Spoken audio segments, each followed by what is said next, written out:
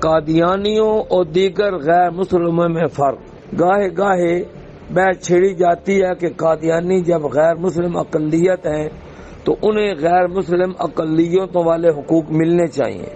2 دن قبل ایک ایسے دانشور صاحب کا کلپ سامنے آیا جو بڑی شد و مت سے انہیں حقوق دلوانے کی تاکید کر رہے ہیں۔ ایک اقلیت تو ایسی ہے کہ ہم اس کا نام ہی نہیں لے سکتے، جو اپنے آپ کو احمدی کہتے ہیں، ہم انہیں قادیانی کہتے ہیں۔ ان کی زندگی اجیرن کی ہوئی ہے، آپ کو قربانی نہیں کرنے دیں گے، آپ کو نماز نہیں پڑھنے دیں گے، آپ کے بکرے جو ہیں ہم اٹھا کے لے جائیں گے، آپ نے 50,000 کا بکرا خریدا ہے ہم 25,000 کا واپس لے لیں گے، کیا تماشا ہے؟ اور آپ کو عبادت گاہیں نہیں بنانے دیں گے۔ او بھائی آپ بیٹھیں، یہ ہمارے حافظ نعیم الرحمن صاحب اور مولانا مفتی مولانا حضرت مفتی فضل الرحمان صاحب اور منیب الرحمان صاحب اور تقی عثمانی صاحب یہ بیٹھیں کو خدا خوفی کریں، وہ ایک ان کی بھی حدود و قیود طے کر دیں، اس طرح نہ کریں یہ پاکستان کو ہندوستان بنا دیں، ہندوتوا والے یہاں دندراتے پھریں اور آپ چین سے بیٹھے رہیں۔ ہر شخص جو پاکستان کا شہری ہے، کسی مذہب سے تعلق رکھتا ہو، کسی نسل سے تعلق رکھتا ہو، کسی علاقے کا رہنے والا ہو، اس کی جان، اس کی مال، اس کی آبرو کی حفاظت حکومت پاکستان کی، ریاست پاکستان کی اولین ذمہ داری ہے۔ اور یہ جو قادیانی حضرات ہیں ان سے بھی بیٹھیں، ان کی باتیں سنیں، ان کو آپ نے دستوری طور پر ایک قرار دیا ہے اقلیت، اور غیر مسلم ان کو سنیں، ان کی بات، ان کے اپنے حقوق ہیں وہ ان کا احترام کریں، شہری حقوق جو ہیں۔ تو اس لیے اب وقت آ گیا ہے ہم یہ خوف کی چادر جو ہے نا اس کو اتار پھینکیں اور جو بات حقیقت ہے اس کو بیان کریں اور اس سے ڈریں نہ ہجوم سے ڈریں، نہ بے لگام مذہبی رہنماؤں سے ڈریں۔ جبکہ کچھ مدت پہلے تک ان کا موقف وہی تھا جو امت مسلمہ کا ہے۔ جہاں تک ہمارے قادیانی دوستوں کا یا احمدی دوستوں کا تعلق ہے، وہ ایک مستقل بذات امت ہے، ایک دوسرے نبی سے ان کا تعلق ہے، لیکن وہ اس بات کا انکار کرتے ہیں، اقرار نہیں کرنا چاہتے۔ وہ ہم سے کچھ الگ بھی ہیں بلکہ سراسر الگ ہیں اور ہمارے درمیان بھی رہنا چاہتے ہیں۔ تو یہ ان کی عجیب و غریب پوزیشن ہے جس سے ہمارے ہاں عامت المسلمین نے کبھی تسلیم نہیں کیا۔ اور کیونکہ پاکستان ایک جمہوری مملکت ہے، اس لیے یہاں جو بھی تنازعات ہوں گے انہیں جمہوری طریقے سے حل ہونا چاہیے۔ تو پاکستان کی پارلیمنٹ جو ہے اس میں یہ مسئلہ زیر بحث آیا کہ ان کو ایک اقلیت کے طور پر اپنے دائرے میں کام کرنے کا موقع اور آزادی دینی چاہیے۔ اس وقت جب یہ مسئلہ زیر بحث تھا اور لوگ اس کا مطالبہ کر رہے تھے تو مرزا ناصر احمد صاحب وہ جماعت احمدیہ کے امیر تھے، ان کو وہاں بلایا گیا، ان کا بیان لیا گیا، ان پر جرا کی گئی اور ایک طویل کارروائی جو ہے وہ قومی اسمبلی کی ہوئی، جس کے نتیجے میں یہ اعلان کیا گیا کہ یہ مسلمان جو ہیں ان سے ایک الگ ان کا تشخص ہے اور یہ ایک الگ قوم ہے، یہ الگ ملت ہے، ان کو الگ سمجھا جائے۔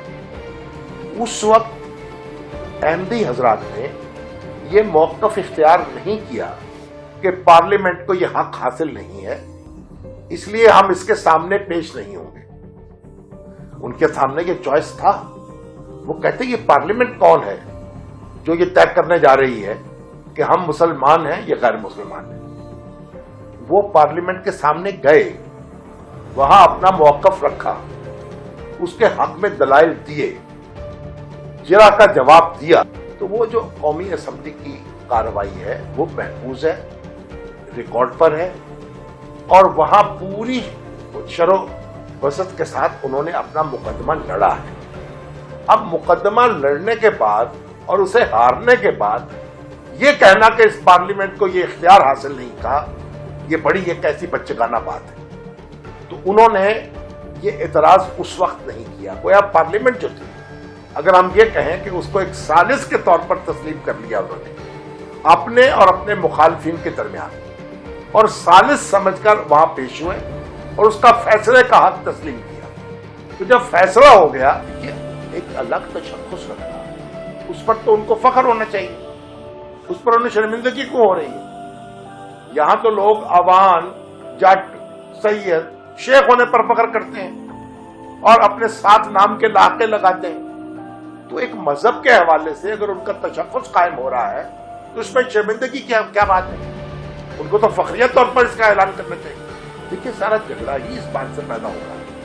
ان کے حقوق ہیں مملکت پاکستان میں ایک اقلیت کے طور پر، اور اگر وہ اپنے آپ کو اس دائرے میں لے آئیں تو کوئی سرزنش ان سے نہیں ہوگی اور کوئی جھگڑا ان سے نہیں ہوگا. ان کی جان، مال، عزت اب اسی طریقے سے محترم ہے جس طرح دوسری غیر مسلم اقلیت. اگر وہ اپنے آپ کو اپنے صحیح مقام پر رکھ لیں تو یہ سارے مسئلے جو ہیں آسانی سے ختم ہوتے ہیں. نظریات کی تبدیلی کی وجہ وہ خود ہی بیان کر سکتے ہیں.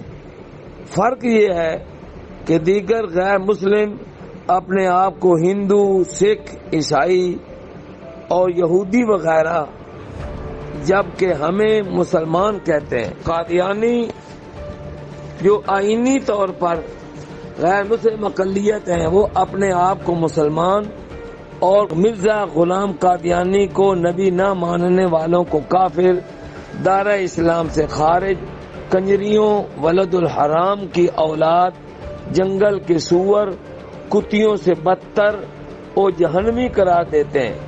قائد اعظم محمد علی جناح جو ہمارے سب سے محترم رہنما ہیں، جو پاکستان کے بانی ہیں، جب وہ انتقال کیا انہوں نے اور اس دنیا سے وہ رخصت ہوئے، اس وقت سر ظفر اللہ خان پاکستان کے وزیر خارجہ تھے، اور انہوں نے قائد اعظم کی نماز جنازہ نہیں پڑھی.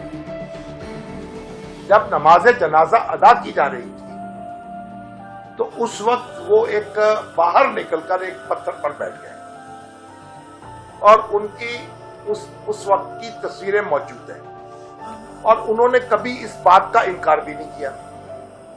جب ان سے پوچھا گیا کہ آپ نے نماز جنازہ میں شرکت کیوں نہیں کی، تو انہوں نے اس کا جواب یہ دیا کہ آپ مجھے کسی غیر مسلم مملکت کا مسلمان وزیر یا کسی مسلمان مملکت کا غیر مسلم وزیر سمجھیں.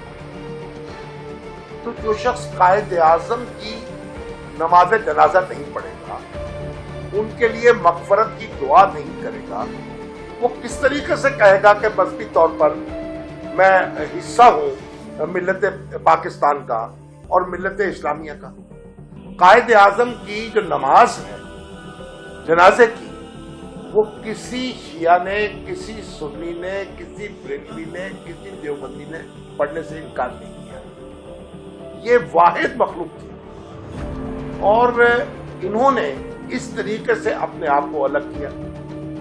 بعد میں آپ جو کہتے ہیں کہ کیونکہ مولانا شبیر احمد عثمانی کے پیچھے ہم نماز نہیں پڑھنا چاہتے تھے اس لیے ہم نے نہیں پڑھی، جبکہ ان کا یہ بھی طریقہ رہا ہے، ان کے ارشادات موجود ہیں کہ ہم عام مسلمان جو مرزا صاحب پر ایمان نہیں رکھتے یا ان کو نہیں مانتے، ان کی مغفرت کی دعا نہیں کرتے. ایسی صورتحال میں یہ جذباتی طور پر ایک معاملہ نہیں ہے صرف، بلکہ ایک حقائق کی بنیاد پر یہ ہم سے ایک الگ تشخص رکھتے ہیں. پاکستان میں رہنے والی دیگر غیر مسلم اقلیتیں پاکستان سے وفاداری اور یہ غداری کرتے ہیں. آج تک 1947 کی تقسیم کو دل سے تسلیم نہیں کیا.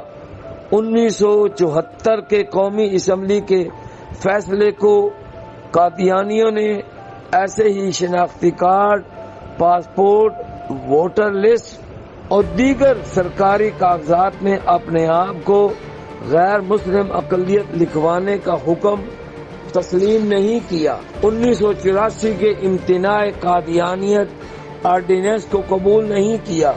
انبیاء علیہ السلام، خلفائے کرام اور اصحاب اعظام، اولیاء اعظام، اہل بیت اور پوری امت مسلمہ کو ننگی گالیاں دیتے ہیں، اور انہوں نے خام خواہ ایک نبوت کا نام استعمال کر کے اپنے آپ کو الجھن میں ڈالا ہے، ایسی اصطلاحیں استعمال کی ہیں۔ دیکھیے ان مرزا صاحب کی جو بیگم ہیں یا بیگمات ہیں، ان کے لیے ام المومنین کا لفظ استعمال ہو رہا ہے، ان کے جو کمپینینز ہیں ان کے لیے صحابہ کا لفظ استعمال ہو رہا ہے، جو آپ کی جناب جنازگاہ ہے یا قبرستان ہے اس کے لیے آپ جنت المعلی کا لفظ استعمال کر رہے ہیں۔ تو یہ ساری جو آپ کی اصطلاحات ہیں یہ مغالطے میں ڈالنے والی ہیں، اور یہ ایک مسلمانوں کو ایک آزار پہنچانے والی ہے۔ اور کسی گروہ نے 1500 سال میں جو مسلمان کہتا ہو اپنے آپ کو، اس طرح کی اصطلاحات جو ہیں اپنے بزرگوں کے لیے استعمال نہیں کی۔ تو جب وہ سارا کچھ یہ کر رہے تھے اور اپنے آپ کو الگ کرنا چاہتے تھے، تو جب وہ الگ کر دیے گئے ہیں تو اب ان کو پریشانی ہے۔ ایسے لوگوں کو مسلمانوں کی طرح شاعر اسلام استعمال کرنے کی اجازت دی جائے تو سوال پیدا ہوتا ہے کہ خلیفہ بلا فصل سیدنا صدیق اکبر رضی اللہ تعالی عنہ نے یمامہ کے مدعی نبوت مسلمہ کذاب اور اس کے ماننے والوں کو کیوں نمازیں نہیں پڑھنے دیں؟ 24,000 مرتدوں کو کیوں قتل کیا؟ قادیانی مرتد ہیں، آئین پاکستان کے باغی ہیں، جھوٹی نبوت کے دعوے دار ہیں، انہیں وہی حقوق دیے جا سکتے ہیں جو سیدنا صدیق اکبر رضی اللہ تعالی عنہ نے مسلمہ کے ماننے والے منکرین ختم نبوت کو دیے تھے، یا حکومت جو حقوق ملک کے غداروں کو دیتی ہے۔ چلو ایسے کر لیتے ہیں کہ یہ دانشور حضرات قادیانیوں کو اس پر راضی کر لیں کہ وہ اپنے آپ کو غیر مسلم اقلیت مانیں اور لکھیں، ہم ان کے غیر مسلموں والے حقوق کا مقدمہ خود لڑیں گے۔ محمد الیاس چنیوٹی، امیر انٹرنیشنل ختم نبوت موومنٹ، پاکستان۔